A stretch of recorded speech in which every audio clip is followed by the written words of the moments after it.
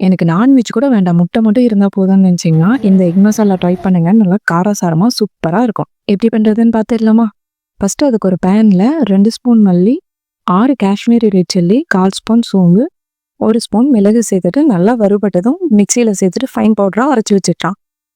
அதே பேன்ல 3 ஸ்பூன் எண்ணெய் சேர்த்துக்கலாம். எண்ணெய் நல்லா ஹீட் ஆனதும் கடுகு சேர்த்துக்கலாம். பொரிஞ்சு வரும்போது ஒரு பெரிய சைஸ் வெங்காயம் பொடியா நறுக்கி வச்சிருக்கேன்.